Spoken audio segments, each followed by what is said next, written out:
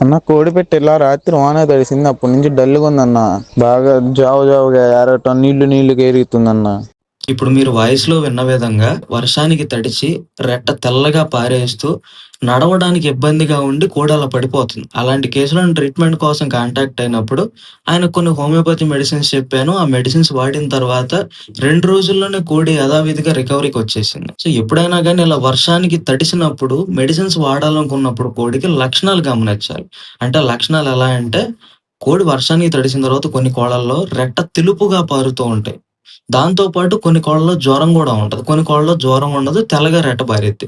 కొన్ని కోళ్ళల్లో బాగా జలుబు, గురక ఇట్లాంటివి గూడా ఉంటాయి. ఇదొక సింప్టమ్స్.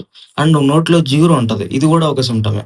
అండ్ బాడీ పెయిన్స్ అంటే కోడి నడవడానికి ఇబ్బందిగా బాగా గూడు కట్టేసుకొని, తల తీసుకెళ్ళి సంకలో పెట్టుకొని ఇలా చేస్తా ఉంటది. ఇది గూడా ఒక సింప్టమే. వర్షానికి తడిసిన తర్వాత కొన్ని కోళ్ళల్లో బాగా బాడీ పెయిన్స్‌గా కాళ్ళు బాగా నొప్పులొచ్చేసి అలా నడిచి కూర్చునేయటం, పడుకోవడం జేత్తా ఉంటాయి. ఇది గూడా సింప్టమే.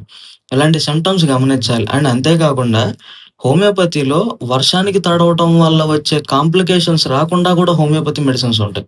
కాపోతే మనం కోడి యొక్క కండిషన్ బట్టి మెడిసిన్స్ యూజ్ చేసుకోవడం ద్వారా మనం అలాంటి సమస్యలు తగ్గించుకోవచ్చు. కోడి ఉండే ప్రదేశం ఎప్పుడైనా రాత్రిపూట వర్షానికి తడవకుండా ఉండాలి. వర్షానికి తడిసినా వెంటనే కోడిని తీసి ఆ తడంతా శుభ్రంగా ఆరిపోయే విధంగా చూసుకోవాలి.